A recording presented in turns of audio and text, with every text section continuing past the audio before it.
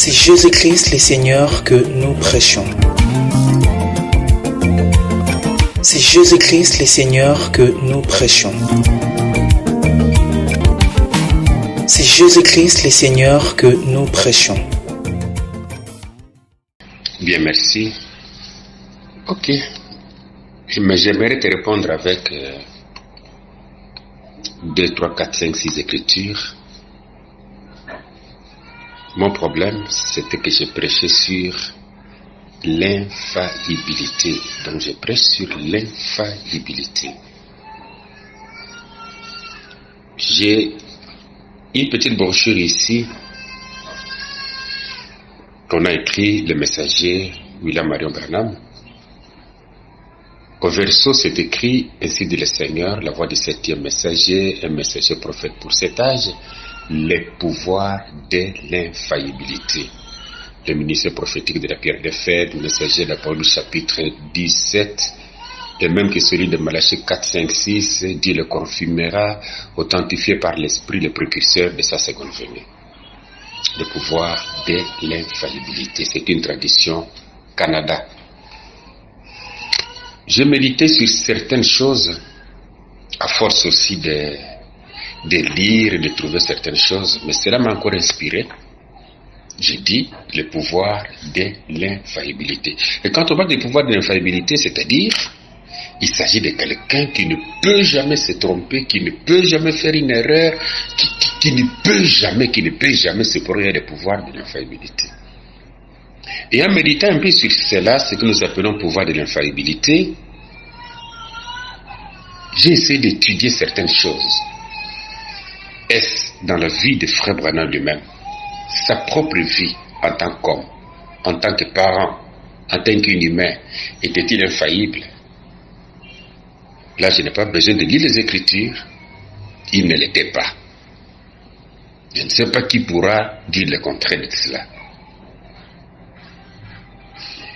J'ai pris la deuxième phase dans ces prédications. Les sermons que nous avons sur les brochures, était-il infaillible dans cela pendant qu'il prêchait? Est-ce tout cela était ainsi dit le Seigneur? Est-ce c'est seulement Dieu qui parlait? J'ai trouvé que c'était des sermons et ce n'était pas ainsi dit le Seigneur. Dans ce sens que tout n'était pas seulement ainsi dit le Seigneur dans le sens de l'infaillibilité. Parce que celui qui est infaillible ne commettra pas une erreur pour réparer. Celui qui est infaillible ne dira pas une chose aujourd'hui pour la changer demain. C'est comme il pouvait dire, l'homme là qui est derrière le chandelier, de cet chandelier d'or avec une ceinture à la poitrine, c'est Dieu, enfin c'est l'Église. Mais quelque temps après, il dit, c'est Jésus. Donc un infaillible ne fera jamais cela, parce que celui qui est infaillible connaît le futur avant même que le passé ne commence. Et chaque prédicateur, comme tu l'es, connaîtra très mal, connaît cela bien, que ce que je dis là est une vérité. Peut-être je pourrais donner sur cela une écriture, mais vous en avez beaucoup. J'ai pris la troisième partie, c'est ainsi dit le Seigneur. Nous avons beaucoup d'endroits où les choses sont déclarées ainsi dit le Seigneur. Ou une vision qui était donnée, ou un songe qui était donné. En lisant notre vieille Bible, Dieu dit à Moïse, pendant qu'il parlait avec Aaron et les autres, il leur a dit, mais pour les autres prophètes, je leur parle dans des songes et des visions, mais avec mon prophète Moïse, mon serviteur Moïse, je parle avec lui face à face comme un homme parle à son frère. Donc pour un serviteur de Dieu qui est prophète, vision, songe, c'est la manière que Dieu parle, c'est aussi ainsi dit le Seigneur, en ajoutant ce qu'il pourra dire, ainsi dit le Seigneur. Alors j'aimerais lire quelques écritures aussi plus rapidement, peut-être lire seulement des petits morceaux pour ne pas te perdre ton temps. Dans Nombre chapitre 23, verset 19, il est dit, Dieu n'est point un homme pour mentir, ni un fils d'homme pour se repentir. Ça, c'est une qualité qui est propre à Dieu, mais qui n'est pas propre à l'homme. Parce que tout homme est faillible, tout homme est dans l'erreur, la vérité n'est que Dieu. Dans Melchisedec, le grand roi, 9 janvier 1955, paragraphe 74, deux choses immuables, Dieu ne peut mentir et rester Dieu. Si Dieu a fait une promesse dans la Bible ici, nous croyons que la Bible est la parole infaillible de Dieu. Pendant que la Bible est la parole infaillible de Dieu, mais nous trouvons une faillibilité dans des sermons que nous avons dans des brochures. L'âge de l'église de Pergame, 7 décembre 1960, paragraphe 110. Nous croyons qu'il n'y en a qu'un seul qui soit infaillible. Il est notre roi, il est Jésus-Christ. Le seul qui soit infaillible. Et même quand j'ai fait ça, pour étudier certaines choses à cause de ce pouvoir de l'infaillibilité, parce que j'ai vu que c'est par ce pouvoir d'infaillibilité que nous avons tout ce qu'on a aujourd'hui. Ranamé Dieu, c'est comme j'ai entendu quelque part ailleurs à Mukedi, il est notre, dans la radio, il est notre rédempteur, il est la somme de tous les prophètes, il est le Dieu, donc tout. Pourquoi? Parce qu'on l'a placé dans le pouvoir d'infaillibilité. Or, l'infaillibilité, c'est Dieu.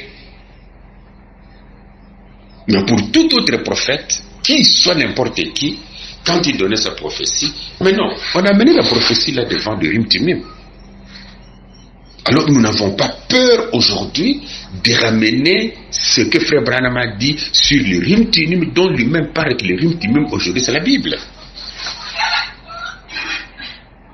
Des fois, il disait, il a prêché comme Paul. Mais dans Acte 17, verset 11, les Juifs de Béret avaient des sentiments plus nobles que ceux de Thessalonique.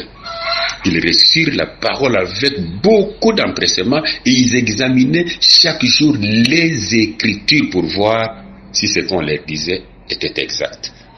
Et quand on dit examiner les Écritures, ils examinaient ce qui était écrit dans la Bible par les autres prophètes. Israël en Égypte, 25 mars 1953, paragraphe 25. Alors, Dieu ne va pas dire une chose et ensuite dire le contraire. Voilà l'homme qui est infaillible. Il va toujours dire la même chose. Dieu ne peut mentir, Dieu est infaillible, ses paroles sont infaillibles. Non, mon problème c'est que je prêchais et je continue encore à prêcher sur l'infaillibilité. C'est par égard pour lui seul, 18 juillet 1952. Et si je m'écarte de la Bible, alors vous avez le droit de ne pas me croire. C'est ce principe que nous avons mis de côté, des fois, qui nous a rattrapés aujourd'hui, où on ne sait plus s'en sortir.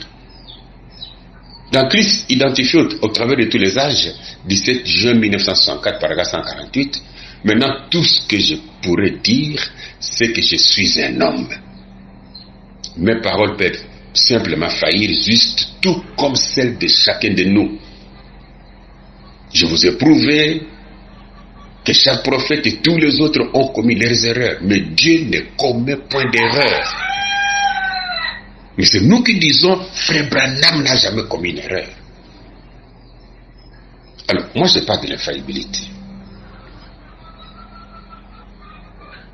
Et en parlant de l'infaillibilité, je vais seulement donner un exemple dans l'infaillibilité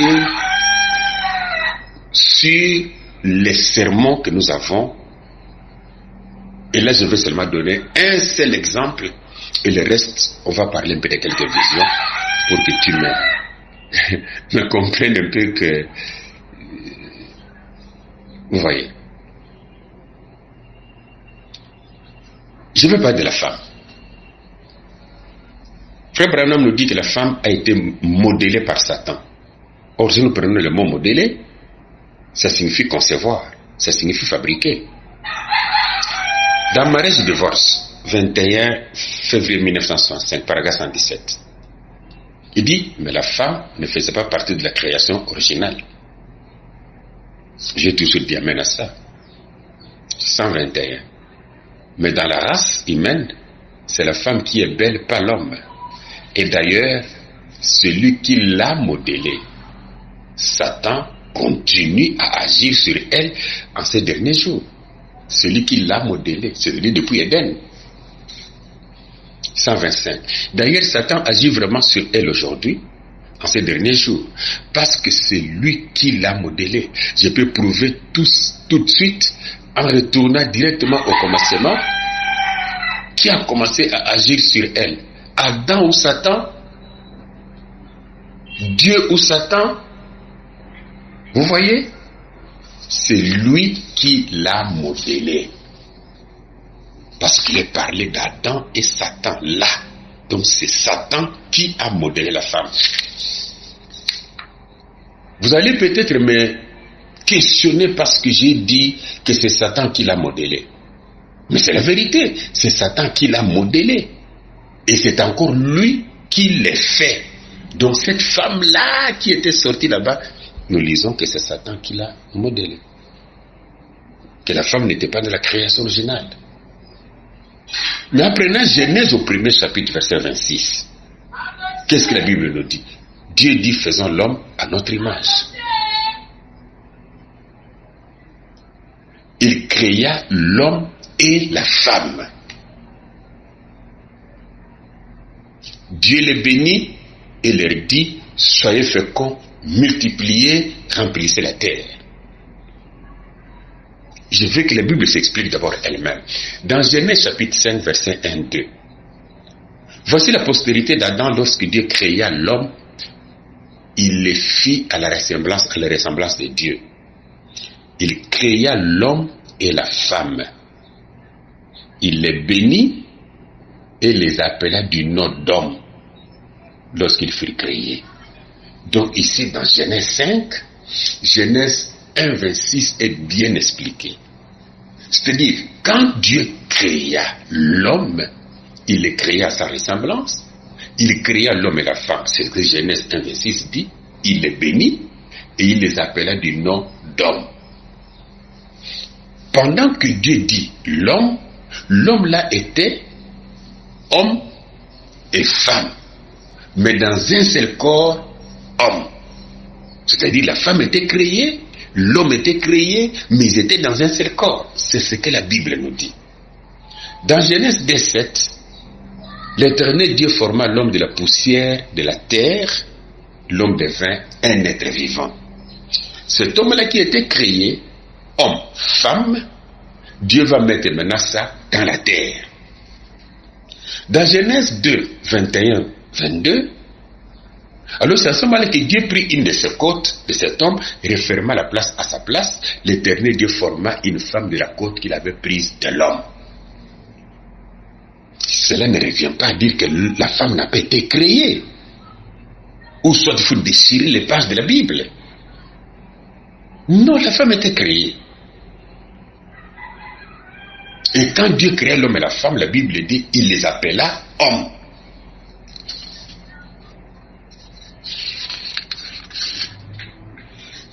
Et des fois, nous retrouvons maintenant que la femme en question a été modélée par Satan. Mais la Bible nous dit quoi exactement dans cela? Mais c'est Dieu qui fait dormir Adam, c'est Dieu qui fait sortir Ève. Et la part de Satan est quoi dans cela? Paragraphe 172. Par sa beauté, sa maîtrise de sexe, ces formes qui lui ont été données par Satan.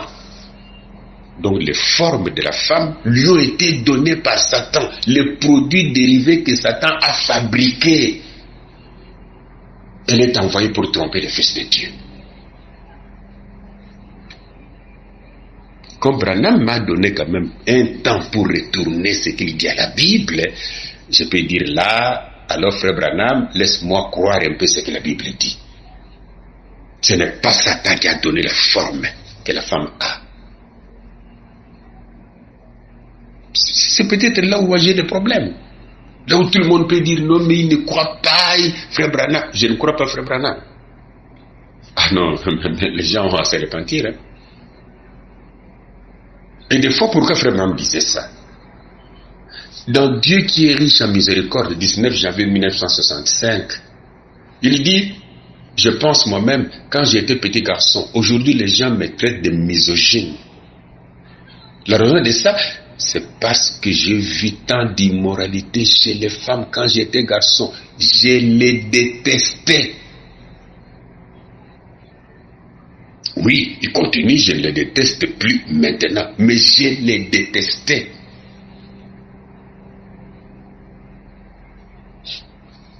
Dans l'histoire de ma vie, 19 avril 1959, paragraphe 81, bon, on me traite de misogyne. Vous le savez? Parce que je suis toujours un peu contre les femmes. Ils détestaient. Et en détestant, des fois, ils pouvaient dire certaines choses, mais ce n'est pas ce que la Bible a dit. Oui, vos femmes, oui, mais ma femme n'a pas été modelée par Satan. Les formes qu'elle a, ce n'est pas Satan qui lui a donné ça. Parce que Branham dit, si je dis quelque chose qui n'est pas dans la Bible, ne la croyez pas. Il arrive maintenant pour la troisième partie que je disais là autour des visions et des songes et de tout ça et des signes du Seigneur. Nous avons des défis. C'est-à-dire ce sont des défis ou des déclarations que frère Branham a dit. Mais j'aimerais un peu lire d'abord quelque chose sur ces défis-là.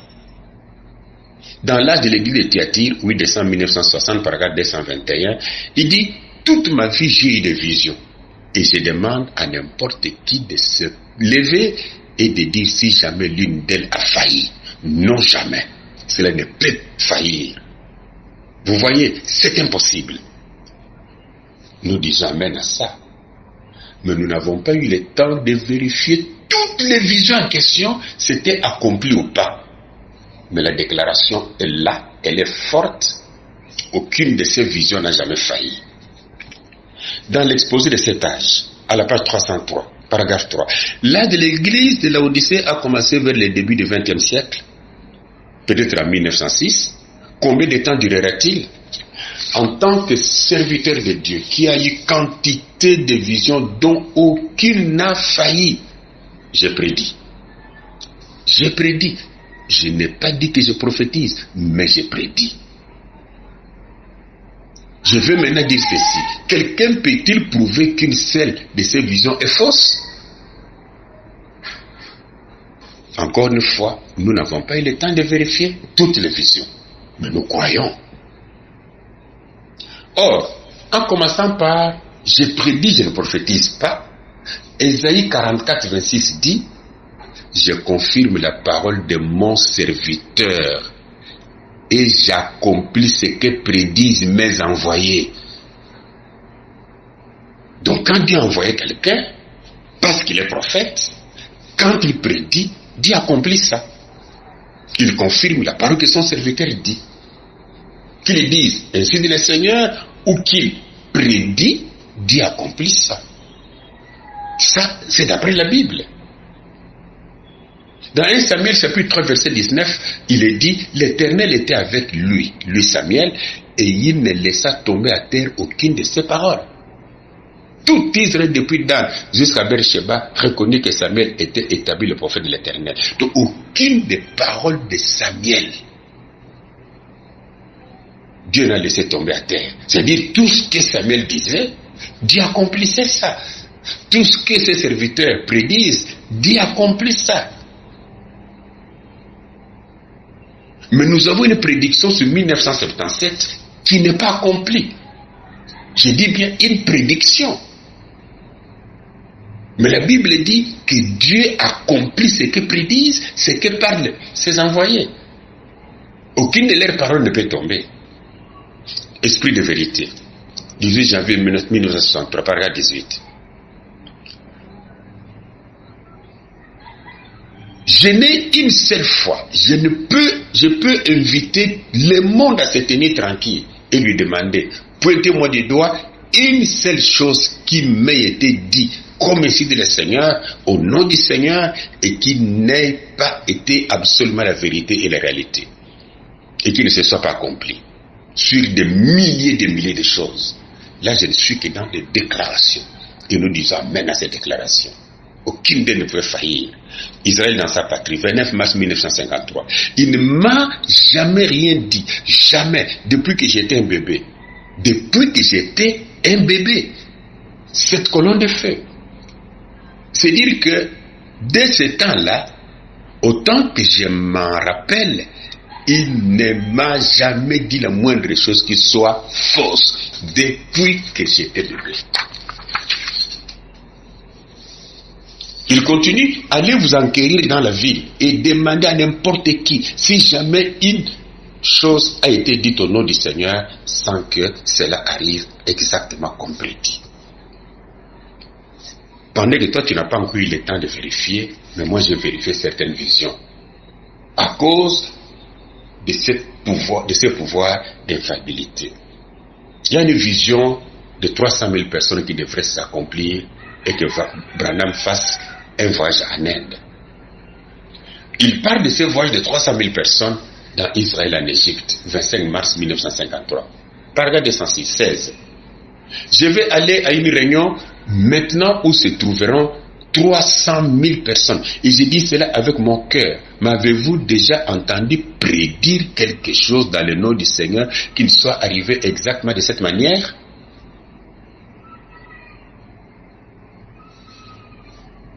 Prédiction. On va voir que cette prédiction n'est pas seulement une prédiction, mais c'est un ainsi de le Seigneur. Israël dans sa patrie, 29 mars 1953, paragraphe 33. Alors il m'a tourné de ce côté, et un ange est descendu avec une lumière qui éclairait. Je voyais tout simplement des océans de gens, et c'était des hindous, vêtus de leur costume hindou.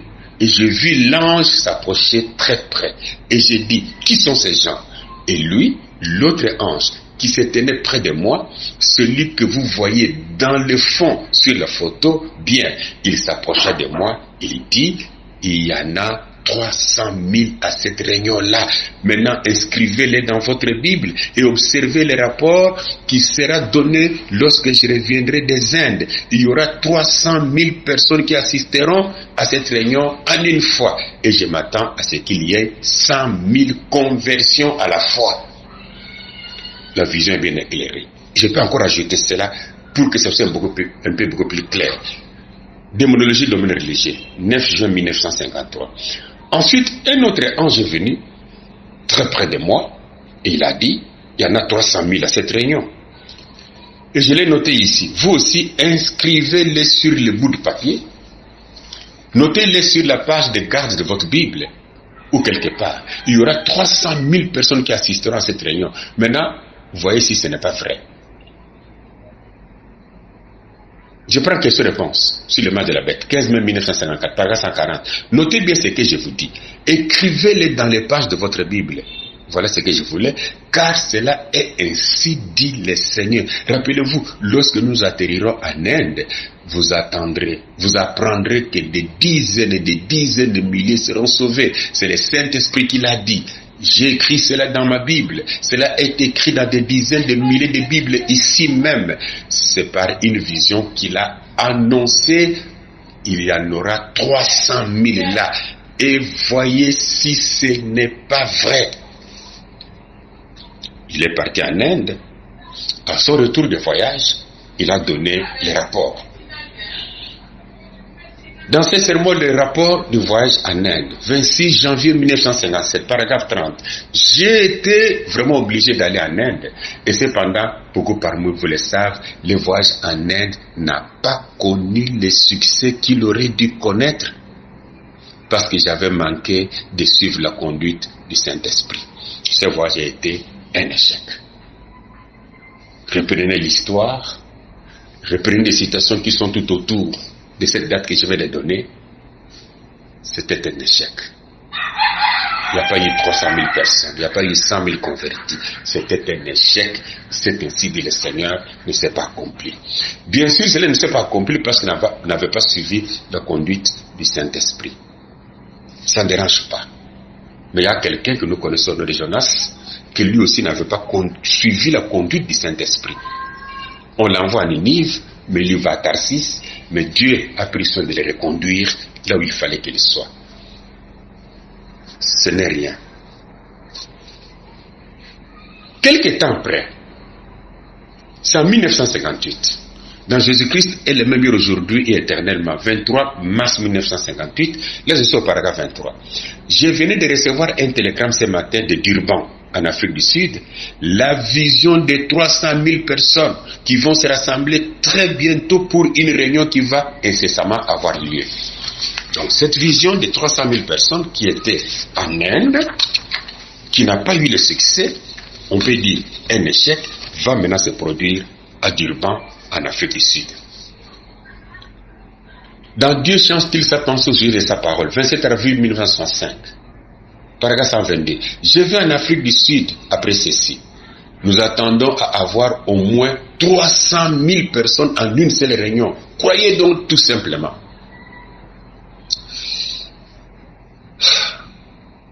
En revenant de l'Afrique du Sud,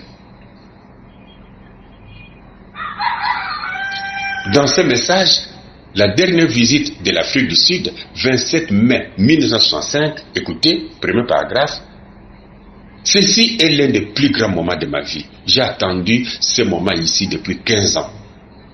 Il y a quelques semaines, j'étais dans une grande attente, croyant que je pouvais venir tenir une série de réunions. Mais quand j'ai eu le visa limité, on pourra en parler après, j'ai failli avoir une crise cardiaque. Je tenais vraiment à venir. Mais je crois que par la grâce de Dieu, je prêcherai de nouveau au nom du Seigneur Jésus parmi les Africains. Frère Branham ravale un sanglot. C'est-à-dire une petite pleure. Sur son visa,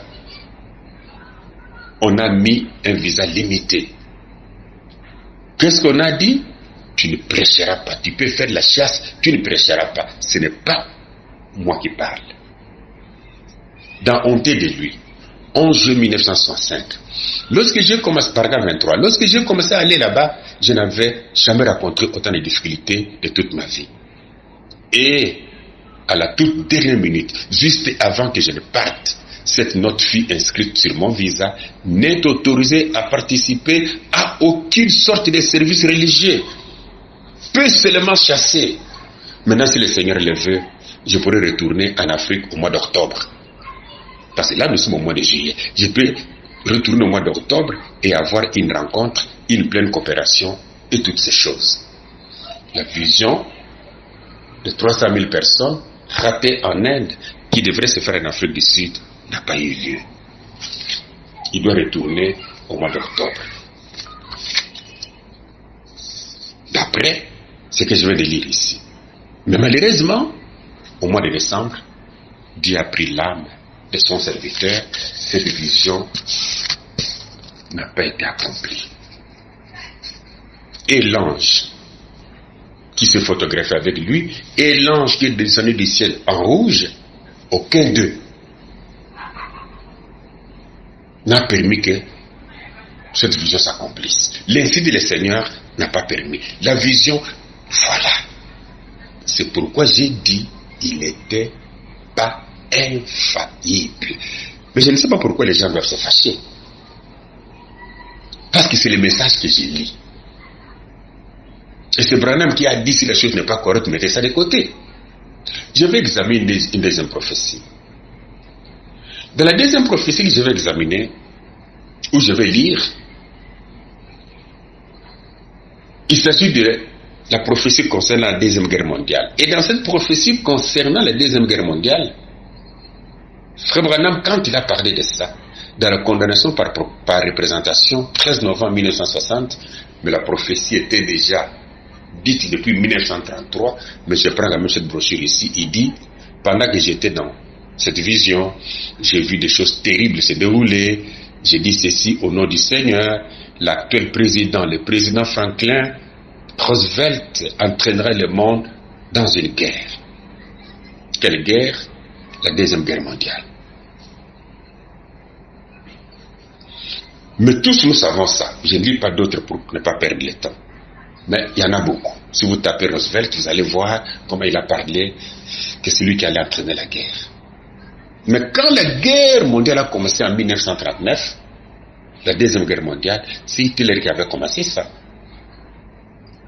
Alors, Frère Branham, dans la même brochure qu'on a reçue par représentation du 13 novembre 1960, paragraphe 17, il va dire, à propos, M. Mercier, ceux qui s'occupaient des bandes, et plusieurs autres vont prendre ces anciennes prophéties et ils vont les déterrer, les revoir un peu ou les mettre à jour pour les faire imprimer.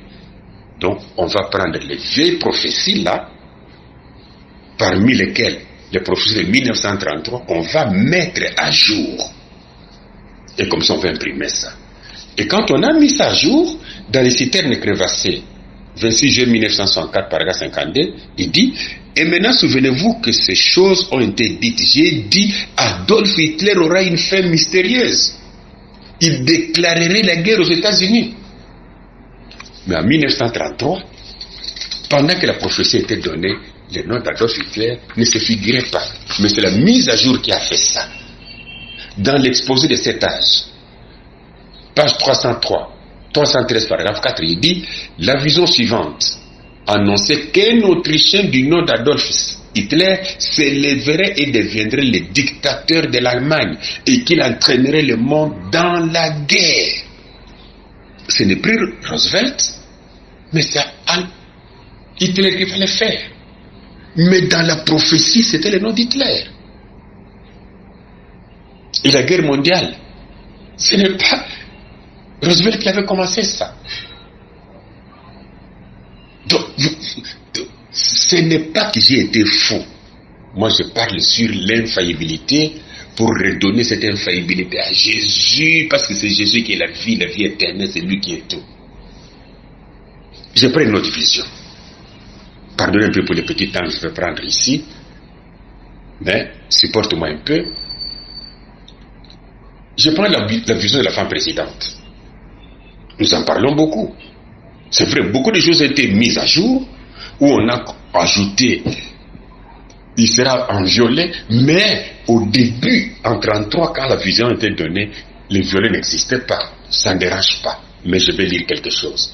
La foi transmise au sein une fois pour toutes, 1er mai 1955. Un matin, en route pour l'école le dimanche, je fus pris dans une vision. C'est une vision. Sous l'inspiration du Saint-Esprit, j'ai dit, avant le temps de la fin, que ce temps ne vienne, cela fait 33 ans que c'est écrit, avant ce temps de la fin du temps ne vienne, il y aura une femme qui sera un grand chef dans ce pays. Elle sera soit présidente, soit quelque chose de ce genre, soit une femme importante. D'abord, il est parlé de soit, parce qu'il n'y avait pas une précision qu'est-ce que cette femme serait exactement. Dans l'alliance de Dieu avec Abraham, 28 avril 1956, là je vais lire quelques citations. Je prédis qu'une femme deviendrait présidente. Là c'est une prédiction pour une femme présidente. Là ce n'est plus soit vice-présidente, soit une femme importante. Avant que nous soyons anéantis, c'est vrai. Je l'avais dit en 1933 sur base d'une vision. Dès ce moment, 16 juillet 1960, paragraphe 90, en 1933, souvenez-vous, ainsi dit le Seigneur. Voilà. Une femme va diriger avant le temps de la fin. Elle sera soit présidente, soit vice-présidente, soit ça sera une église. L'église catholique en tant que femme. Je vis cela. Une grande femme. Et la nation s'inclinait devant elle. Ainsi dit le Seigneur. Notez cela et voyez, vous les jeunes gens, voyez si cela va arriver. Si ce n'est pas le cas, je suis un faux prophète. Si ce n'est pas le cas, je suis un faux prophète. Frère m'ajoute quelque chose de très important sur cette femme. Là, je suis dans le deuxième saut. 19 mars 1963, paragraphe 278. Et ce qui va finir par arriver, je l'ai prédit. C'est qu'une femme dirigera. Rappelez-vous, je l'ai dit, ça fait 33 ans. Et l'homme qui peut la faire entrer est déjà là. Pardonnez que je ne lirai pas tout, mais l'homme là qui va faire entrer cette femme là pour régner, c'était Kennedy, parce que Kennedy était président. Il est là en place. et par la politique que vous élisez cela. Donc, il y a Kennedy qui fera entrer cette femme-là au pouvoir, peut-être quand il va terminer son mandat. Je peux encore ajouter un petit élément. Dans questions et réponses du 12 janvier 1961, je prends seulement la question 118 et puis on va lire le paragraphe en bas. Prophétiser, c'est prédire les événements futurs, spécialement par inspiration divine. Prophétiser, c'est prédire. C'est-à-dire, même quand on parle de prophétiser, c'est prédire. Quand on parle de prédire, c'est prophétiser. C'est pourquoi j'ai lu Ésaïe 44, 26. Maintenant, quand Kennedy est mort, sans avoir introduit cette femme parce qu'il était mort par assassinat, il n'a pas terminé son mandat. Dans ce message, encore une fois, 17 novembre 1963, paragraphe 124, Frère Branham dit, en 1933, le Saint-Esprit est venu un matin, il m'a annoncé cet événement qui devait s'accomplir avant que cette nation soit détruite. Elle voterait pour un mauvais président. Et par cela, une femme s'élèvera pour diriger les États-Unis d'Amérique. Écoutez, pas réellement une femme, mais une église. Donc, Kennedy ne l'a pas fait juste après la mort de Kennedy. Je crois que c'est un mois après, Branham dit pas une femme, pas réellement une femme, mais ça sera une église.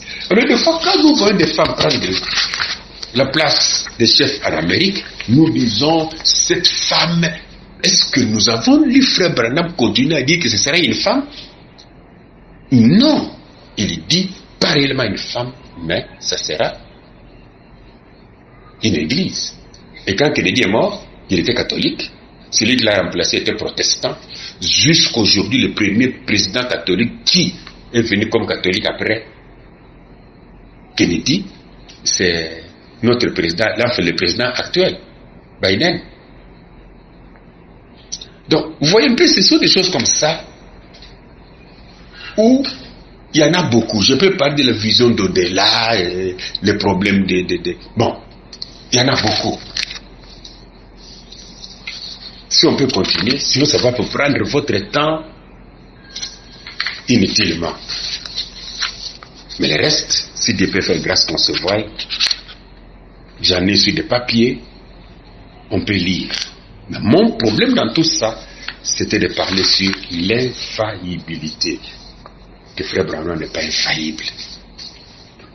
Et qu'on peut retrouver même des prophéties qui ne sont pas accomplies.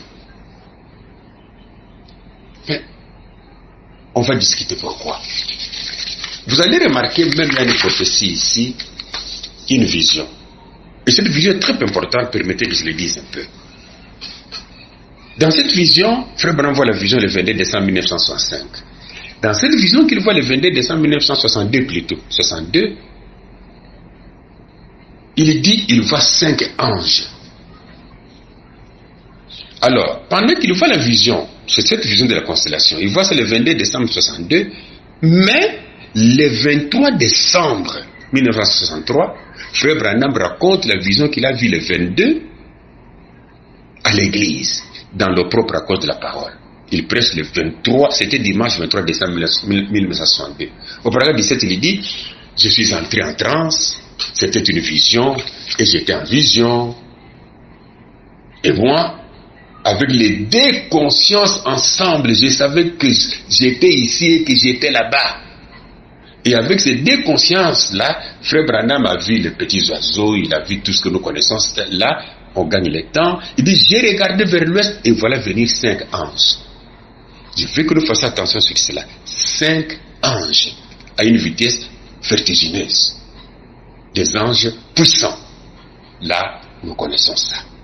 Il est dit en forme de pyramide. 2 de chaque côté et au sommet. 5 anges. 2 de chaque côté et au sommet. Il continue. Et quand j'ai été soulevé, c'était à une vitesse si vertigineuse par les anges, je les revois encore maintenant même. Alors qu'ils venaient sous forme comme ça, venant vite vers moi. Tout ça, c'était encore dans la vision. Il continue dans cette constellation sous forme de pyramide, la constellation des 5 anges. Il continue, il y en a eu 5, c'est la grâce. 5 anges en même temps qui formaient la constellation. Juste au sommet, ce qui fait 5. Il dit, on envoyait 1, 2, 3, 4, puis juste au sommet, ce qui fait 5. Frère Branham répète dans cette prédication 5 fois le mot 5 anges. Là, nous sommes le 23. Le 26 décembre, en lisant le livre de Levi, parce que c'est lui qui a fait l'exposé, qui était rédacteur, le 26 décembre 1962, Levi écrit ceci, dans sa brochure Le prophète du XXe siècle, à la page 67. Vous pouvez en trouver sur Internet, mais moi j'en ai à la maison. Paragraphe 2. Il dit l'auteur, c'est-à-dire Levi, l'auteur qui a discuté de cette vision particulière du 26 décembre avec Frère Branham. C'était une vision, mais l'auteur Levi pouvait discuter de cette vision avec Frère Branham, qu'il connaissait comme étant un merveilleux prophète de Dieu. Cet auteur pensait que, Levi pensait que les anges qui vinrent avec leur voix de tonnerre avaient été envoyés par Dieu, ils témoignaient par là qu'ils voulaient faire connaître ce qui se trouve dans le 10e chapitre d'Apocalypse concernant les 7 tonnerres. Chose qui n'était pas dans la vision. Mais Levi discute de la vision avec Frère Branham. Quand il a entendu Frère Branham parler de 5, lui il vient pour parler de 7.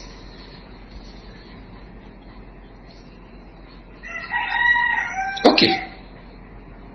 Le 30 décembre maintenant, 1962, Frère Branham presse sur Monsieur, quel est-il ou Monsieur, est-ce le signe temps de la fin? 30 décembre 1962, au paragraphe 141, il dit, très loin dans l'éternité, non. Il a vu cette constellation, il pouvait y en avoir pas moins de 5 et pas davantage 7. Alors que là-bas, avec sa conscience, ses 2 consciences tranquilles, il en a compté 1, 2, 3, 4, 5. Maintenant, après avoir discuté avec Frère Levi, nous voyons il parle de 7, en forme de pyramide. Au paragraphe 257, il dit la même chose. Il dit 7 anges en forme de pyramide sont ces 7 tonnerres qui viennent. Là, il épouse automatiquement la pensée de Levi qui dit les 7 tonnerres. 261. Ne sachant rien à ce sujet, une déflagration se fit entendre et 7 anges sont venus de l'éternité. Il raconte maintenant le 30 décembre 1962 cette vision qu'il a vue. Le 22, des 5 anges. On discute avec Levi. Levi dit non, ça doit être 7 pour les 7 tonnerres. Et ici, Branham parle de 7. Comment on ne peut pas dire que c'était un homme, il était aussi faillible, il était aussi. Là, nous dirons quoi exactement? Qui a vu la vision bien? C'est Levi le Frère Branham. Donc, ce n'est pas que moi. Non, j'ai parlé sur l'infaillibilité. Je sais qu'il y en a beaucoup. Mais je vais parler sur l'infaillibilité pour que nous puissions nous fixer sur Jésus. C'est simple. Tout en lisant toujours ce message. Où on serait capable à écarter ce que nous trouvons que ce n'est pas la Bible. Écoutez, j'avais dit à quelques amis, même des fois quand Frère Branham pouvait raconter une histoire qu'il a vécue, il les raconte différemment. Parce qu'il était un homme, il était faillible. Vous connaissez peut-être l'histoire de l'homme de Windsor. Windsor, je crois, c'est en Angleterre. Il raconte cette histoire dans la commission de Moïse, 10 janvier 1950, au paragraphe 41, en disant il était là à Windsor, là il y a un homme là qui est venu, et cet homme là a pris une carte, il alla se procurer une carte de prière, il est venu dans la ligne de prière prétendant qu'il était malade et dans les besoins, et j'ai dit mais pourquoi avez-vous résolu d'essayer de tromper quelqu'un? Je dis, Dieu est capable de vous frapper de la mort à l'instant même. Nous connaissons cette histoire, elle est racontée un peu partout. Mais laissez-moi vous lire maintenant comment Frère Branham a raconté cette histoire. Dans la commission de Moïse en question, au paragraphe 42, il dit, pendant qu'il a dit que Dieu peut vous frapper, Il dit, et il tomba sur les planchers et se mit à crier de toute sa voix. Il dit, Dieu ait pitié de moi. Donc cet homme est tombé sur les planchers. Il a commencé à crier de toute sa voix. Dans Dieu commissionnant Moïse, 8 mai 1953, paragraphe 69, il dit, cet homme s'est avancé, il est tombé, il m'a saisi par la jambe de mon pantalon. J'ai dit, la maladie que vous avez mentionnée sur cette carte de prière sera pour vous le reste de votre vie. Oui, il est tombé. Dans les témoignages sur l'Afrique du Sud, dès septembre 1954, je pars graduellement avec les années, au paragraphe 15, il dit, à ce que je sache, cet homme se retrouve aujourd'hui dans l'éternité mort. Donc, c'est-à-dire en 1954, cet homme était mort. C'est ce que nous lisons. Dans Joël du 9 décembre 1956, paragraphe 90, il dit, j'ai dit, je n'ai rien à faire avec cela. Vous êtes maudits. Il a crié. Il a quitté la salle en courant. Frère Branham dit, cet homme-là a quitté la salle en courant. La chose était là. Il dit, je ne sais pas ce qui est donc arrivé. Mais il a quitté la salle en courant. Avançons. Avoir soif de la vie. 30 juin 1957. Paragraphe 5. Il s'est écroulé sur l'estrade. Je n'ai plus jamais eu de ces nouvelles. Juste une lettre qui venait d'une certaine personne disant qu'il était dans un état critique. En 57, il est dans l'état critique. En 56, en 54, il était déjà mort dans l'éternité.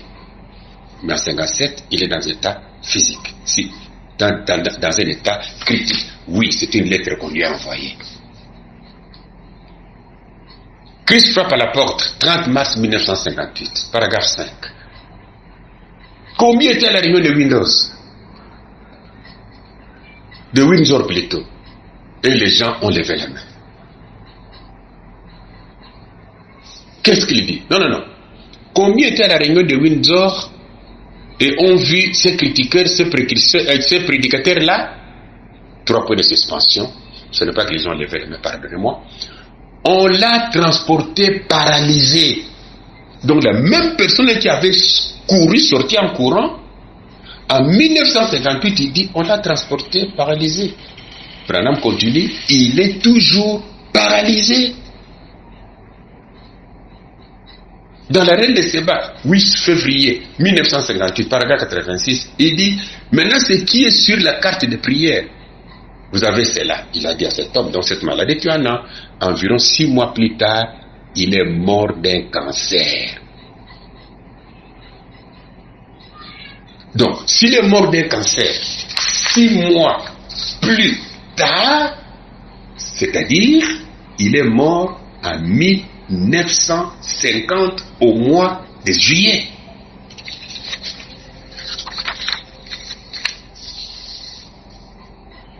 Il est mort d'un cancer, oui. Dans Jéhovah Jireh, 12 février 1961, paragraphe 26 dit, pendant 60 secondes, il était pratiquement mort. Donc pendant qu'il est tombé, pendant 60 secondes, il était pratiquement mort, mais néanmoins, il s'est relevé, il a couru. Moi, j'ai parlé sur l'infaillibilité. Rien que sur l'infaillibilité. Parce que si nous avons des problèmes aujourd'hui, puis appeler ça des doctrines, des hérésies, tout tourne autour de l'infaillibilité, parce que nous avons pensé qu'il n'a jamais fait une erreur. Mais nous retrouvons, et dans des sermons, et dans ce qu'il raconte, même dans les signes du Seigneur, qui ne sont pas accomplis. Mais nous l'appelons Rédempteur. Jésus est écarté. Nous l'appelons Seigneur. Non, moi j'ai voulu peut-être réhonorons Jésus. J'ai dit réhonorons Jésus. Branham est un serviteur qui a fait des erreurs. Un ami a dit non, il pouvait faire des erreurs dans des prédications. Non, dans sa vie et non dans les signes du Seigneur. Je viens de lire. Pas seulement Branham a fait l'erreur, même l'ange, 2 anges, l'un habillé en rouge qui venait du ciel, ça ne s'est pas accompli. L'autre qui est photographié avec lui, ça ne s'est pas accompli. L'ainsi de le Seigneur, ça ne s'est pas accompli. Donc voilà un peu, je crois que mon problème, ce sont les adorateurs de Branham qui se fâchent contre moi. Pourquoi je dois dire de telles choses? Je crois que mon problème, ce sont les adorateurs de Branham cachés. Parce qu'il y en a qui sont cachés.